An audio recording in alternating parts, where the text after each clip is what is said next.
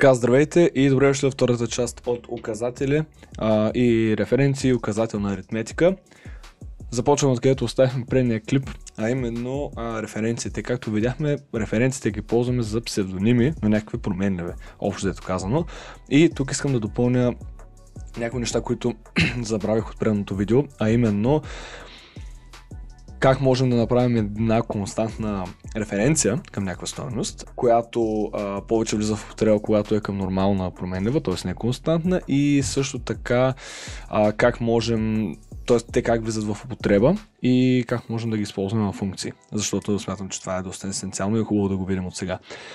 Тук абсолютно нищо не ни пречи да направим, в случая както имахме int, нека тук се направим това от предния клип, нека се направим може би int ново a, което е 10 и направим constant ampersand res a. Това е доста полезно при подаване като параметри на функция, например void test, на която ще подадем const int hix. За момента айде да го оставим така. Защо? Защото това прави константна референция към променлива, която е в паметта. Какво ни гарантира това? Това ни гарантира, че няма как да променяме най-съща променлива от две места, защото така може понякога да се объркаме и да направим някакъв сайд ефект. И в случая можем да кажем примерно a равно на 15. И тук ако си outнем res, както вече знам дали ще си outnем res или a, няма абсолютно никакво значение, те двете винаги ще приемат една и съща стойност, това е окей. Ако тук си outnем a, то пак ще е станало 15. Хубавото на това обаче, че не можем да кажем res равно на 15. Ако го нямаше const, щяхме да можем, да, и съответно това може да допринесе на някакви сайд ефекти. Това е хубаво, когато подаваме, само секунда, така ли беше, да. Когато подаваме така променлива в някаква функция. Нека я променим тук и да кажем примерно add 5. Това да прави функцията и тя да добавя x плюс равно на 5. Да добавя буквално 5 на някоя променлива. Само че тук разбира се const няма как да е, защото там няма как да е const, защото ние ще променим директно референцията на тази стойност. Това в случая при примитивните стойности няма голямо значение, т.е. тук за да искате да промените стойността, която подавате на функцията директно, а не нейно копие, е хубаво да подавате референция. Това не е вързано с константата, която ви показах тук, защото при подаване на константен псевдоним, ето така, той когато е вързан, така да се каже, за типа на самата променлива е примитивен, т.е. int, char, bool и така нататък, тук ще ви изгърме, че променливата трябва да бъде modifiable value. Но, какво е есенциалното тук? Нека изтрием това, за да не се объркваме. Int hix равно на 10, add 5 hix, само тук така, и искам да, всъщност, ето така, и искам да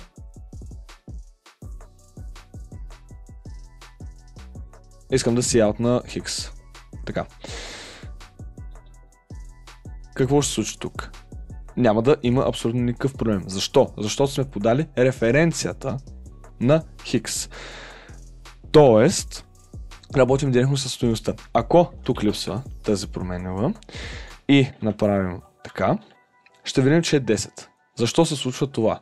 Това се случва, защото когато имаме някакъв параметър, компилатора автоматично и в C++ работи така, тук се създава temporary, така се казва, временна променлива, с която съществува само в скопа на тази функция. С други думи, вие тук, нали, това до сега не го бяхме виждали. Защо? Защото обикновено функциите, които писахме, бяха доста по-прости и не променяха някаква стойност. Те бяха обикновено за връщане на някаква стойност и така нататък, но със сигурност не променяха параметър. Когато имаме промена на параметър, задължително трябва да подаваме референцията, за да можем да променим истинската стойност извън скопа на тази функция. Това е нещо, което исках да добавя за референциите, доста важно. Бяхме споменали, че масивът е указател. Мисля, че в клипа за указателите, в клипа за масивите, който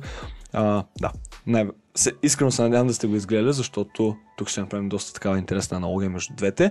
И малко ще ви е трудно да повярвате, ако ви кажа, че са доста, на 90% едно и също, дали говорите за указател или за масив.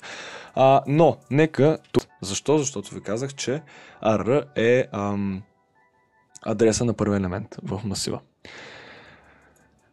Това така можем да ги вземем. Тук създадах указател, който е към масива. Int звезда, защото съдържа интиджери. Указател към ARR. Това тук между другото ще е окей да напишете double. Защо? Защото... не всъщност... Да, окей.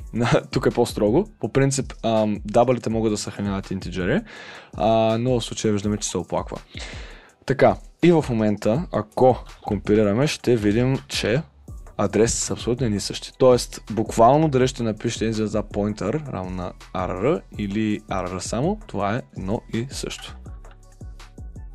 Интересното тук е, че ако можем да... Всъщност индексирането също може да се представи доста лесно чрез указатели. Например, тук, както ви бях показал малко по-рано, ако направим ARR от 0, това е първи елемент. Да кажем, нека вземем втория. Ако компилираме, това ще вземе двойката. Тя е на индекс 1.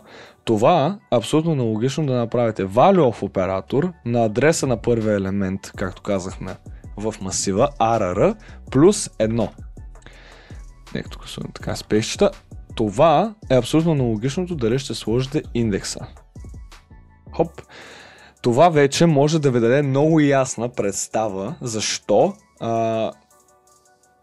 в C++ конкретно в много езици оттам е тръгнала тази тенденция индексите да започват от 0.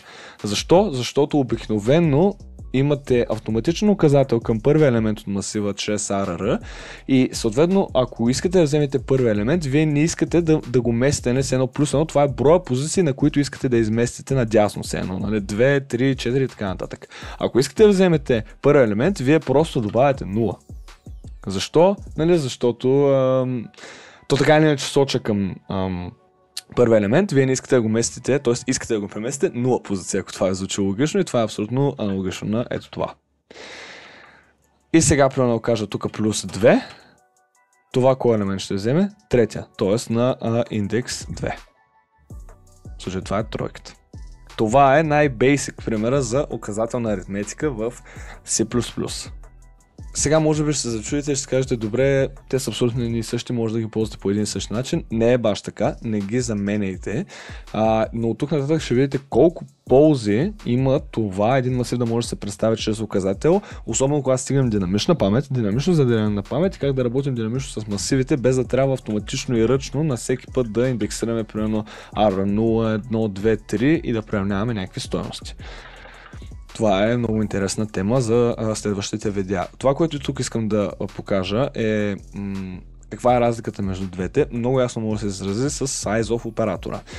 Size of ни дава общо в най-общия случай колко памет заема дадена променлива в нашата памет.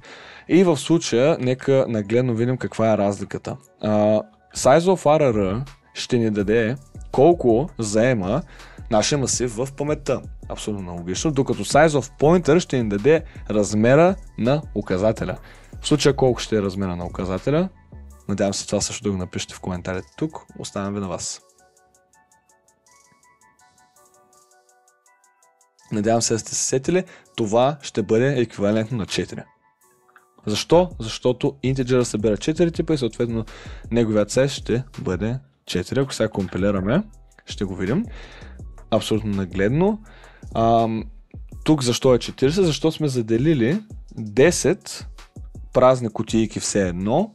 Нали, ако си представите там Paint, както ви рисувам масивите, 10 празни кутийки от тип int, в които сме наблъскали, нали, в случая 4 стойности, но сме заделили памет за 10. И затова това става 10 по 4, което е size of int, буквално. Колкото е голям integer, то взема 4 байта. Така може да направите разлика между двете. Малко теория за адресната аритметика, то както видяхме ни позволява да извършваме някакви операции и за да добавяме или изваждаме адреси от някакъв указател. Примерно, дори най-бейсик примера, ако имаме int num равна 7 и кажем int putr2 равна num, ние тук спокойно, нали, можем да кажем така. Това защо се оплаква, защо трябва да е референция, разбира се, тук трябва да е адреса, и ако кажем ptr2, правим ето така, хоп, и това го копираме няколко пъти, да кажем тук искаме да взема следващия адрес, тук последващия адрес. Това е указател на аритметика, всякакви действия върху самите адреси. И съответно това са блоковете в паметта, които вземат, нали? Където се намира pointer 2, ето го адреса, следващия е този, последващия е този. Друго интересно е, че може да извадим два указателя и, т.е. не, в случая да вадим два адреса, защото указателите съхраняват адреси. Виждате, че аз от време на време ги бъркам, надявам се да не съм ви изгубил. Указателите държат адреси, съответно когато извадите от един поинтер втори поинтер, вие много лесно може да получите броя клетки от първия до втория адрес, ако това ви влезе в употреба. Нали? Ако примерно, нека кажем ptr плюс 2 го запазим в някаква променлива и ги извадим, ptr2 минус тест, това трябва да е окей, да, компилираме, това ще ни даде минус 2, т.е. нали, това е с едно две позиции, всъщност обратно трябва да е, защото тези две са едно по-напред в паметта, и ако извадим от него така, ще, нали, все получаваме разликата. Ако вземете модула все едно на тяхната разлика, ще получите обзето каква е разликата от един адрес. И виждате как лесно може да го употребявате така и в функции. Може да употребявате, нали, указателя към масив. Абсолютно аналогичното е и за двумерен масив, само дето там знаем, че винаги трябва, как да кажа, тук ако имате така, втората стойност винаги трябва да има капацитет. В случая, ако искате да го направите така, вижда разликата, това е референция sum, а тук вие подавате адреса на променливата sum като аргумент на функцията. Тук може да кажем плюс 1, просто за да видим разликата, че това също ще е окей. Ето, 0, 10, 11. С други думи, ако искате да променяте параметър, винаги подавайте или по референция, или по указател. Това е по темата за указатели, референции, указател на аритметика и останалите допълнителни детайли към тях, които разгледахме. Надявам се и това видео да ви е харесало. Като следваща тема, мисля да разгледаме рекурсията, като в допълнително видео ще решаваме задачи, ще разгледаме няколко примера, за да упражним много от материала, който сме така усвоили до сега. Надявам се това видео да ви е харесало. Ако имате някакви забележки или коментари, моля ви, пишете долу под видеото и ще се радвам да ги чуя. Благодаря ви и до следващото видео.